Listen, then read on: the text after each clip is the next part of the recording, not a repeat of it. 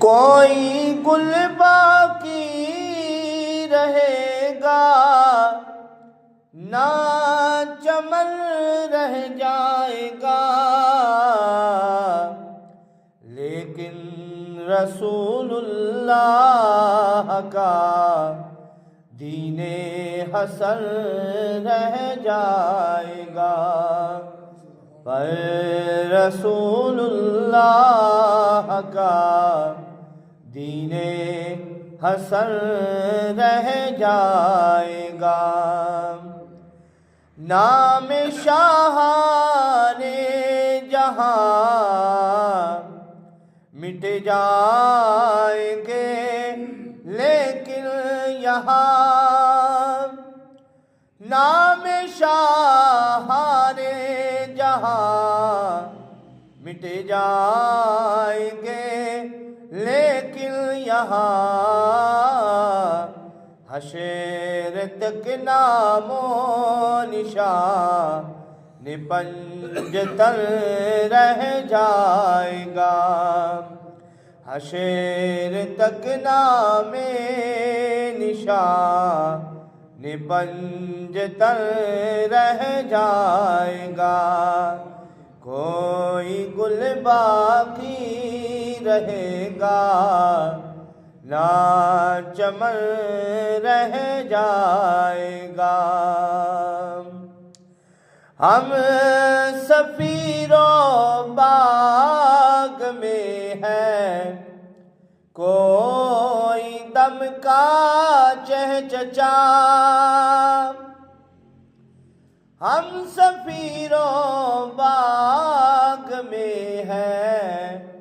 کوئی دم کا چہچہا، بلبلیں اڑ جائیں گی، سونا چمن رہ جائے گا، بلبلیں اڑ جائیں گی، سونا چمن رہ جائے گا۔ کوئی گل باقی رہے گا نہ چمن رہ جائے گا، پر رسول اللہ کا دین حسن رہ جائے گا۔ جو پڑھے گا صاحب لولاک کے اوپر درود، جو پڑھے گا صاحب لولاک کے اوپر درود، آگ سے محفوظ اس کا تن بدن رہ جائے گا، آگ سے محفوظ اس کا تن بدن رہ جائے گا۔ کوئی گل باقی رہے گا نہ چمن رہ جائے گا، پر رسول اللہ کا دین حسن رہ جائے گا۔ حمد و ثنا رب ذوالجلال پر ہدیہ بحضور سرور کائنات محمد مصطفیٰ احمد مجتبیٰ آقائے دو جہاں مدنی تاجدار صلی اللہ علیہ وآلہ وسلم کی بارگاہ میں پیش کرنے کے بعد، حضرات گرامی، میں نے جو آپ کے سامنے آیا کریمہ پڑھنے کا شرف حاصل کیا، اس میں اللہ تبارک و تعالیٰ نے ارشاد فرمایا، یہ پارہ نمبر 2 ہے، سورہ بقرہ ہے، اس کی آیت نمبر 186 ہے، اللہ تعالیٰ نے ارشاد فرمایا وَإِذَا سَأَلَكَ عِبَادِي أَنِّي فَإِنِّي قَرِيب۔ اس میں اللہ تعالیٰ اپنے بندوں سے کے متعلق ارشاد فرما رہا ہے، اور حضور نبی رحمت صلی اللہ علیہ وآلہ وسلم کو ارشاد فرما رہا ہے وَإِذَا سَأَلَكَ عِبَادِي أَنِّي، اے محبوب صلی اللہ علیہ وآلہ وسلم، جب میرے بندے میرے متعلق آپ سے سوال کریں، وَإِذَا سَأَلَكَ، جب میرے بندے سوال کریں، عبادی انی، میرے متعلق، فَإِنِّي قریب، تو آپ میرے بندوں کو فرما دیجئے میں ان کے قریب ہوں۔ اجیب دعوت الداعی اذا دعان، فرمایا کہ جب میرے بندے مجھ سے کچھ چیز طلب کرتے ہیں تو میں ان کی پکار کو سنتا بھی ہوں اور اس کا جواب بھی دیتا ہوں۔ تو یہ نہیں ہے کہ ہم لادیا میں بیٹھے ہیں اور اپنے رب کو پکاریں، اس سے کوئی چیز مانگیں تو ہم یہ گمان کریں پتہ نہیں اللہ تعالیٰ سن بھی رہا ہے یا نہیں سن رہا، بلکہ اللہ تعالیٰ نے سورہ بقرہ میں یہ ارشاد فرما دیا کہ میرے بندے اے حبیب صلی اللہ علیہ وآلہ وسلم جب میرے متعلق آپ سے سوال کریں تو میں اپنے بندوں کی پکار کو سنتا بھی ہوں اور اس کا جواب بھی دیتا ہوں۔ جب بھی میرے بندے مجھے پکاریں میں ان کی پکار کو سنتا ہوں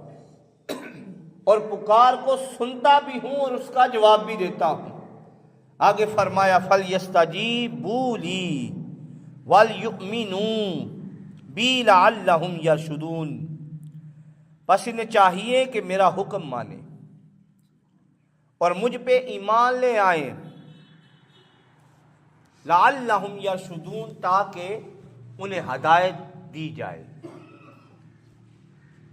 تو حضرات اکرامی، حضور ضیاء الامت میرے مربی محسن بیرا شریف کے سلطان، آپ رحمۃ اللہ علیہ اس آیت مبارکہ کی تفسیر کرتے ہوئے بڑے خوبصورت انداز میں آپ فرماتے ہیں کہ اللہ رب العزت تمہاری زبان پر آئی ہوئی بات تو کیا، تمہارے دل میں چھپے ہوئے اسرار کو بھی جانتا ہے، اور وہ قادر بھی ہے، رحمان و رحیم بھی۔ تم دستے دعا دراز تو کرو، تم دامن طلب پھیلا کر تو دیکھو، تم دل کے ہاتھوں سے اس کے در رحمت پہ دستک تو دو، وہ سنے گا تمہاری فریاد، وہ قبول کرے گا تمہاری دعا، وہ بدل دے گا تمہاری بگڑی ہوئی قسمت کو، لیکن جب وہ کرم فرمائے تو سرکش نہ ہو جانا۔ اسی طرح سر نیاز اس کے در اقدس پہ جو جھکائے رکھنا۔ ممکن ہے یہاں پر کسی کو شک گزرے کہ بسا اوقات ہم دعا کرتے ہیں تو ہماری دعائیں جو ہیں وہ قبول نہیں ہوتی، تو اس کے حوالے سے بھی حضور صلی اللہ علیہ وآلہ وسلم کی حدیث مبارکہ آپ نے نقل فرمائی۔ آپ فرماتے ہیں، مسلم شریف کی حدیث مبارکہ ہے، حضور سرور کائنات صلی اللہ علیہ وآلہ وسلم نے ایک شخص کا ذکر فرمایا کہ وہ دور دراز کا سفر کرتا ہے، آسمان کی طرف ہاتھ اٹھا کر دعا مانگتا ہے، اس کے بال اور جسم گرد آلود ہیں، اس کا کھانا پینا اور لباس سب حرام کمائی سے ہے، اس کے پیٹ میں جو غذا ہے وہ بھی حرام ہے، تو وہ لاکھ پکارے اور دعائیں کرے، ایسے حرام خور کی دعا کب قبول ہونے کے لائق؟ حضور صلی اللہ علیہ وآلہ وسلم نے اپنے صحابہ کرام کی مجلس میں آپ کو فرمایا کہ اگر چاہتے ہو کہ تمہاری ہر دعا اللہ کی بارگاہ میں قبول ہو جائے تو کوشش کیا کرو حلال کھایا کرو، حرام کے لقمے سے اپنے آپ کو بچایا کرو، دعا کی قبولیت کی جو شرائط ہیں ان میں سے پہلی شرط یہی ہے کہ تم جب بھی کھاؤ حلال کھاؤ. جب حرام کا ایک لقمہ بھی اس میں شامل ہو گیا تمہاری دعائیں قبول نہیں ہوگی. تو حضرات محترم اللہ تعالی ہمیں حلال کھانے کی توفیق عطا فرمائے. حضور نبی رحمت صلی اللہ علیہ وآلہ وسلم کی سب سے پہلی حدیث مبارکہ آپ کے سامنے میں بیان کروں گا. حضرت انس بن مالک رضی اللہ عنہ آپ سے مروی ہے حضور سرور کائنات صلی اللہ علیہ وآلہ وسلم نے ارشاد فرمایا کہ اللہ تعالیٰ ارشاد فرماتے ہیں جب میرا بندہ مجھے پکارتا ہے، میرے سامنے دعا کرتا ہے، مجھ سے مغفرت کو طلب کرتا ہے تو میں اس کی دعا کو سنتا بھی ہوں، اور جب وہ مجھ سے مغفرت کو طلب کرے تو میں اس کے گناہ چاہے سمندر کی جاگ کے برابر ہوں چاہے زمین و آسمان کے برابر ہوں، میں اس کے گناہوں کو معاف کر دیتا ہوں. اسی طرح حضور صلی اللہ علیہ وآلہ وسلم کی ایک اور حدیث مبارکہ دعا کے متعلق حضرت ابو ہریرہ رضی اللہ عنہ آپ مروی ہیں، آپ فرماتے ہیں حضور نبی رحمت صلی اللہ علیہ وآلہ وسلم نے ارشاد فرمایا کہ کب بندے کی دعا سب سے جلدی قبول ہو جاتی ہے. تو آپ بھی کوشش کریں جب بھی دعا مانگیں ایسے دعا مانگا کریں. حضور نبی رحمت صلی اللہ علیہ وآلہ وسلم نے ارشاد فرمایا جب بندہ سجدے کی حالت میں ہوتا ہے تو اللہ کے سب سے زیادہ قریب ہوتا ہے. اس لیے کہا جاتا ہے سجدے کی جو عبادت ہے سب سے افضل ہے، اس لیے کہ انسان نے اپنی جبین کو اپنے رب کے آگے جھکا دیا. سجدہ اللہ کے علاوہ کسی کو جائز ہی نہیں ہے. سجدہ کرنے کی واحد جو جگہ ہے وہ رب کی ذات ہے، صرف اسی کو سجدہ کر سکتے ہیں. تو حضور نے فرمایا کہ جب بھی سجدہ کیا کرو، سجدہ کر کے جب تم دعا مانگو گے اللہ تمہاری پکار کو سن لے گا. اسی طرح ایک اور حدیث مبارکہ حضور نبی رحمت صلی اللہ علیہ وآلہ وسلم نے ارشاد فرمایا کہ قیامت کے دن ایک بندے کے درجات کو بلند کر دیا جائے گا. وہ عرض کرے گا باری تعالیٰ میں نے جو کوئی اب عمل نہیں کیا میرے درجات کیوں بلند کر دیے گئے؟ تو حضور صلی اللہ علیہ وآلہ وسلم ارشاد فرماتے ہیں تو اس سے کہا جائے گا اے میرے بندے تیرے بیٹے نے تیرے حق میں دعا کی ہے، اللہ تعالیٰ نے اس کی دعا کے صدقے تیرے درجات کو بلند کر دیا. اسی لیے کہا جاتا ہے کہ اپنی اولادوں کو دنیاوی تعلیم بھی دیجیے ساتھ ساتھ دین کی تعلیم بھی دیجیے. اگر صرف ایک بچہ دعا کرے تو اللہ تعالیٰ درجات کو بلند کرتا ہے، اگر آپ کا بیٹا قرآن پاک کی تلاوت کرے گا پھر اللہ کتنے درجات کو بلند کرے گا. حضور نبی رحمت صلی اللہ علیہ وآلہ وسلم نے ارشاد فرمایا کہ جب بندہ دعا کرتا ہے تو 3 حالتیں ہوتی ہیں. اس کی دعا کرنے کا فائدہ ضرور ہوتا ہے، یہ نہیں ہوتا کہ آپ دعا کریں اور فائدہ نہ ہو. وہ تو رب رحیم و کریم ہے، وہ تو پکار پکار کر کہتا ہے آؤ میری بارگاہ میں مجھ سے مانگو تو صحیح، میرے سامنے فریاد تو کرو، وہ رب ضرور عطا کرتا. حضور نے فرمایا جب بھی بندہ دعا کرتا ہے، جب بھی دعا کرتا ہے تو 3 حالتوں پہ ہوتا ہے. یا تو رب کائنات اسی وقت اس کی دعا کو قبول کر لیتے، ایک حالت یہ ہوتی ہے. دوسرے نمبر پہ یا اس کی دعا کو آخرت کے لیے رکھ لیا جاتا ہے. اور تیسرے نمبر پہ تیسری حالت یہ ہوتی ہے یا جو بندہ دعا کر رہا ہے اس کی دعا کے صدقے سے اس کے گھر میں کوئی ایسی مشکل آنی ہوتی ہے یا اس کے اوپر کوئی مشکل آنی ہوتی ہے،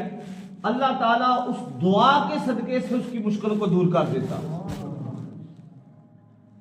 تو دعا کا فائدہ ضرور ہوتا ہے. یہ نہیں ہوتا کہ دعا کا فائدہ نہ ہو. جب بھی اپنے رب کو آپ پکاریں گے وہ پکار کو سنتا بھی ہے اور اس کا جواب بھی دیتا ہے. حضور نبی رحمت صلی اللہ علیہ وآلہ وسلم کا ارشاد گرامی ہے، سب سے بڑی تقدیر ہے، انسان کی تقدیر میں جو لکھ دیا گیا ہے وہی ہونا ہے. حضور نے فرمایا کہ جب بندہ دعا کرتا ہے اللہ تعالیٰ تقدیر کو بھی تبدیل کر دیتا ہے، اور جب بندہ نیکیاں کرتا ہے اور نیکیوں کے ذریعے انسان کی عمر میں اضافہ کر دیا جاتا ہے. تو جو دعا ہے وہ تقدیر کو تبدیل کر دیتی ہے، اور جو نیکی ہے وہ عمر میں اضافہ کر دیتی ہے. حضور نبی رحمت صلی اللہ علیہ وآلہ وسلم نے دعا کرنے کا طریقہ بھی بتایا. ایک دعا میں آپ کو بتانے لگا ہوں، وہ حضور نے خود فرمایا ہے، قرآن پاک میں وہ دعا موجود ہے. آپ صلی اللہ علیہ وآلہ وسلم کے ایک صحابی ہیں، وہ بیمار ہو جاتے ہیں اور وہ اتنے کمزور ہو جاتے ہیں، لاغر ہو جاتے ہیں کہ حضور صلی اللہ علیہ وآلہ وسلم ان کی خیریت دریافت کرنے کے لیے اپنے صحابہ کی مجلس کے ساتھ چلتے ہیں، صحابہ کرام کو ساتھ لیتے ہیں، ان کی خیریت معلوم کرنے کے لیے اور تیمارداری کرنے کے لیے آپ چلے جاتے ہیں. حضور صلی اللہ علیہ وآلہ وسلم جب ان کے گھر کو دیکھتے ہیں، یہ تو ایک کڑیل جوان تھا، یہ دنوں میں اتنا لاغر ہو گیا، کمزور ہو گیا. حضور نے پوچھا، اے میرے صحابی بتلا تو صحیح تو کیا عمل کر رہا ہے یا کیا دعا کر رہا ہے؟ صحابی نے عرض کی، یا رسول اللہ صلی اللہ علیہ وآلہ وسلم میں اپنے رب سے یہ دعا کر رہا ہوں، یا رب العالمین جو تو نے مجھے عذاب آخرت میں دینا ہے وہ دنیا میں ہی دے دے. اللہ اکبر. جو تو نے عذاب مجھے آخرت میں دینا ہے وہ دنیا میں ہی دے دے، میں دنیا میں تکلیف برداشت کر لوں. حضور نبی رحمت صلی اللہ علیہ وآلہ وسلم کے چہرہ مبارک کا جو رنگ ہے وہ زرد ہو جاتا ہے. آپ نے فرمایا، میرے صحابی کیا تو اتنی سخت رکھتا ہے، اتنی طاقت رکھتا ہے کہ رب کے عذاب کو برداشت کر سکے؟ اے میرے صحابی یہ دعا کیا کر، ربنا آتینا فی الدنیا حسنہ وفی الآخرۃ حسنہ وقنا عذاب النار. تو یہ قرآن پاک میں دوسرے پارے میں سورہ بقرہ میں یہ آیت موجود ہے اور حضور نے یہ دعا بتلائی ہے. فرمایا ہے میرے صحابی یہ دعا کیا کر، ربنا اے ہمارے رب، آتینا فی الدنیا حسنہ ہماری دنیا کو بھی آسان کر دے، ہماری دنیا کو بھی بہتر کر دے، ہماری دنیا کو بھی خوبصورت کر دے. آتینا فی الدنیا حسنہ وفی الآخرۃ حسنہ اور ہماری آخرت کو بھی آسان کر دے، ہماری آخرت کو بھی خوبصورت کر دے، اور وقنا عذاب النار اور ہمیں جو دوزخ کی آگ ہے اس سے بچا لے. تو حضور نے یہ جو دعا ہے یہ بتلائی ہے، اے میرے غلاموں یہ دعا کیا کرو، ربنا آتینا فی الدنیا حسنہ وفی الآخرۃ حسنہ وقنا عذاب النار. تو حضور صلی اللہ علیہ وآلہ وسلم نے دعا کرنے کا طریقہ بھی بتایا، کس طرح اللہ کی بارگاہ میں دعا کیا کرے. ویسے تو قرآن پاک کی آیت موجود ہے، 13واں پارہ ہے، حضرت نبی حضرت یوسف علیہ السلام نے اللہ کی بارگاہ میں دعا فرمائی اور وہ طریقہ بھی موجود ہے. انہوں نے اللہ کی بارگاہ میں التجا کی، ربی قد آتیتنی من الملک وعلمتنی من تأویل الاحادیث فاطر السماوات والارض انت ولی فی الدنیا والآخرہ توفنی مسلما والحقنی بالصالحین. تو مختصراً اس دعا کا جو مختصر ہے وہ یہ ہے، آپ نے اللہ کی بارگاہ میں التجا کی، رب قد آتیتنی، اے میرے مالک تو نے ہی مجھے بادشاہت دی ہے، تو نے ہی مجھے تعبیر سکھائی ہے، جو کچھ میرے پاس ہے تو نے عطا کیا ہے. یعنی اللہ کے نبی نے آپ کو دعا کرنے کا طریقہ بتایا ہے. پہلے اپنے جو اللہ تعالیٰ نے تم پہ احسان کیے ہیں ان کا ذکر فرمایا کرو. یا اللہ تو نے فلاں چیز بھی دی ہے، فلاں چیز بھی دی ہے، تو نے فلاں اولاد کی نعمت بھی دی ہے، الہی تو نے فلاں کرم مجھ پہ کیا ہے. تو انہوں نے اللہ کی بارگاہ میں التجا کی، الہی تو نے مجھے بادشاہت بھی دی، تو نے مجھے حدیث کا علم بھی دیا، تو نے مجھے تعبیر بھی بتلائی، یا رب العالمین سب کچھ تیرے عطا سے ہے، رب العالمین توفانی مسلمہ، جب بھی مجھے موت دینا مسلمان ہونے کی صورت میں موت دینا، انت ولی فی الدنیا والآخرہ توفانی مسلمہ والحقنی بالصالحین،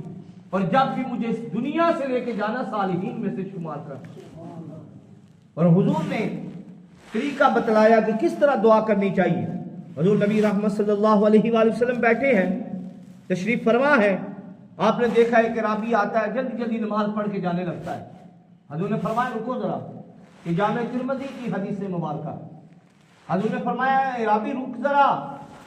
پہلے آرام سے نماز ادا کر، پھر اللہ کی حمد کر، پھر حضور کی ذات پہ یعنی مجھ محمد پہ درود پڑھ، اس کے بعد تو جو دعا کرے گا اللہ تیری دعا کو سنے گا۔ اور حضور نے فرمایا کوئی ایسا بندہ دیکھا ہے تو نے؟ صحابہ سے فرمایا اتنا بدبخت جو آئے اور چلا جائے، ایسا مزدور دیکھا ہے جو اپنی اجرت بھی نہ لے اور چلا جائے؟ صحابہ نے عرض کی یا رسول اللہ وہ کون سا مزدور ہو سکتا ہے جو آئے مزدوری کرے اور اپنی اجرت بھی نہ لے؟ حضور نے فرمایا جو بندہ نماز ادا کرتا ہے اور دعا نہیں مانگتا وہ ایسا ہی ہے، اس نے مزدوری تو کر لی ہے لیکن اس نے اپنی اجرت طلب نہیں کی۔ قال النبی صلی اللہ علیہ وسلم الدعاء مغز العبادت، اللہ کے نبی صلی اللہ علیہ وسلم نے ارشاد فرمایا یہ جو دعا ہے یہ عبادت کا مغز ہے۔ جب عبادت کر لو تو پھر جو بھی اللہ کی بارگاہ میں مانگو گے اللہ تمہیں ضرور عطا کرے گا۔ حضرت عبداللہ بن مسعود رضی اللہ عنہ آپ سے مروی ہے، آپ فرماتے ہیں میں نے دیکھا مسجد نبوی شریف ہے، حضور صلی اللہ علیہ وآلہ وسلم آپ تشریف فرما ہے، آپ کے ساتھ حضرت خلیفۃ المسلمین حضرت سیدنا صدیق اکبر رضی اللہ عنہ اور حضرت سیدنا فاروق اعظم رضی اللہ عنہ آپ کی تشریف فرما ہے۔ میں بعد میں آتا ہوں، میں نے آ کر نماز ادا کی، اس کے بعد میں نے اللہ کی حمد کی، اس کے بعد میں نے حضور کی ذات پہ درود پڑھا، اس کے بعد میں نے دعا کی، تو حضور نے فرمایا اے عبداللہ بن مسعود تو نے جس طرح عمل کیا ہے اسی طرح جو بھی عمل کرے گا اللہ اس کی دعا کو ضرور سنے گا۔ تو حضرات محترم دعا کا بہترین جو طریقہ ہے وہ یہی ہے جب بھی عبادت کریں تو اس کے بعد اللہ کی حمد کریں۔ اسی لیے تو اہل سنت والجماعت جو ہے وہ نماز کے بعد بھی کلمہ شریف پڑھتے ہیں، پھر دعا کے پہلے درود پاک پڑھتے ہیں، اسی لیے پڑھتے ہیں حضور کی حدیث مبارکہ ہے، اور حضور صلی اللہ علیہ وآلہ وسلم کی یہ بھی حدیث مبارکہ ہے مسلم شریف کی، اور سیدنا فاروق اعظم رضی اللہ عنہ آپ مروی ہیں، آپ فرماتے ہیں حضور نے فرمایا کہ جب کوئی بھی بندہ عبادت کرتا ہے اور مجھ محمد پہ درود نہیں پڑھتا تو اس کی جو عبادت ہے اور دعا ہے وہ زمین اور آسمان کے درمیان معلق رہتی ہے، جب وہ مجھ محمد پہ درود پڑھ لیتا ہے پھر اللہ کی بارگاہ میں چلی جاتی ہے۔ تو اللہ تعالی ہمیں عمل کی توفیق عطا فرمائے۔ جب بھی ہم عبادت کریں اللہ تعالی ہمیں صحیح طریقے سے عبادت کرنے کی اور جس طرح حضور نے طریقہ سکھایا ہے دعا کرنے کا اسی طرح دعا کرنے کی بھی توفیق عطا فرمائے۔ لیکن حضور کی حدیث مبارکہ اس کو بھی ذہن میں رکھنا چاہیے، حضور نے فرمایا کہ وہ شخص ایک بندہ تھا بڑی دعائیں کرتا تھا، حضور نے فرمایا بڑی دعائیں کرتا تھا لیکن اس کی دعا نہیں قبول ہوتی تھی۔ صحابہ نے عرض کی یا رسول اللہ کیا وجہ ہے اس کی دعا نہیں قبول ہو رہی؟ حضور نے فرمایا کہ وہ جب بھی کماتا تھا وہ یہ نہیں دیکھتا تھا یہ حلال طریقے سے آ رہا ہے یا حرام طریقے سے آ رہا ہے۔ تو ہم لوگوں کے پلاٹوں پہ قبضہ بھی کریں اور ساتھ اللہ کی بارگاہ میں دعا بھی کریں، ہم جب بھی ناپ تول کریں لوگوں کو کم بھی دیا کریں اور ساتھ دعا بھی کریں، تو یہ دونوں کام نہیں چل سکتے۔ آپ کوشش کریں جو اللہ تعالیٰ اور حضور صلی اللہ علیہ وآلہ وسلم نے طریقہ ہمیں بتلایا ہے اور دیانتداری سے اپنے کام کریں، اور پھر جب اللہ کی بارگاہ میں آئیں گے اور آ کر دعا کریں گے وہ رب تو ہے ہی سننے والا، آپ کی پکار میں کمی ہو سکتی ہے، اس کے دینے میں کمی نہیں ہو سکتی۔ آپ تھک سکتے ہیں مانگ مانگ کے، آپ پوری رات بھی مانگتے رہیں، جب بھی اسے پکاریں گے وہ رب ضرور عطا کرے گا۔ تو حضور نے فرمایا جب بھی تم پکارو اللہ کی بارگاہ میں تو وہ رب پکار کا جواب ضرور دیتا۔ اسی لیے تو میں نے جو آیہ کریمہ پڑھی تھی وَإِذَا سَأَلَكَ عِبَادِي أَنِّي فَإِنِّي قَرِيبٌ، سورہ بقرہ کی آیت کریمہ کہ اللہ تعالیٰ نے ارشاد فرمایا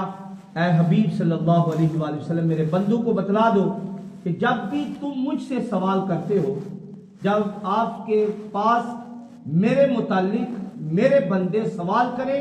تو انہیں بتلائیں کہ میرے بندے جب بھی مجھے پکارتے ہیں میں ان کی پکار کا جواب دیتا ہوں، اور جو کچھ مجھ سے مانگتے ہیں میں ان کو عطا کرتا ہوں۔ حضور نبی رحمت صلی اللہ علیہ وآلہ وسلم 2 دعائیں فرمایا کرتے تھے، مختصراً وہ دعائیں، ایک دعا حضور کو بڑی پسند تھی اور ہر جمعہ کو وہ سٹارٹ نہیں، شروع سے میں وہی دعا کرتا ہوں کہ قال النبی صلی اللہ علیہ وسلم، اللہ کے نبی صلی اللہ علیہ وآلہ وسلم نے فرمایا اور اللہ کے سامنے یہ دعا کیا کرتے تھے اللہم انی اعوذ بک من قلب لا یخشع، اے اللہ میں تیری پناہ مانگتا ہوں ایسے دل سے جو تیری یاد سے غافل ہو، ومن نفس لا تشبع، اے اللہ میں پناہ مانگتا ہوں ایسے نفس سے جو گناہوں کا بھوکا ہو، ومن علم لا ينفع، اے اللہ میں پناہ مانگتا ہوں ایسے علم سے جو نفع مند نہ ہو، ومن دعاء لا يستجیب لها، اور اے اللہ میں پناہ مانگتا ہوں ایسی دعا سے جو تیری بارگاہ میں مقبول نہ ہو۔ تو حضور اس دعا کو اکثر فرمایا کرتے تھے اور حضور نے فرمایا جب بھی دعا مانگو یہ الفاظ کہا کرو، چاہے اردو میں کہہ لیں اسالوک یا اللہ یا احد یا صمد، اس کا معنی ہے اسالوک اے اللہ میں سوال کرتا ہوں، یا اللہ اے اللہ، یا احد اے اکیلے رب جس کا کوئی شریک نہیں، یا صمد اے بے نیاز رب، یا من لم یلد ولم یولد، اے ایسے رب جس کا نہ کوئی بیٹا ہے نہ وہ کسی کا بیٹا ہے، ولم یکن لہ کفوا احد، جس کا کوئی بھی ہمسر۔ تو آپ اردو میں بھی دعا کر سکتے ہیں الہی میں تجھ سے سوال کرتا ہوں جس کے پاس ساری طاقتیں ہیں، سارے خزانے ہیں، جب آپ ایسے طریقے سے اللہ کی بارگاہ میں دعا کریں گے میرا رب ضرور دعا کو سنے گا۔ اللہ تعالیٰ سب سے پہلے مجھے اس کے بعد آپ سب کو عمل کی توفیق عطا فرمائے۔ وآخر دعوانا الحمدللہ رب العالمین۔ جن احباب نے سنت ادا فرمانی ہے سنت ادا فرما لیں، ساتھ ہی اپنی صفوں کو درست فرما لیں۔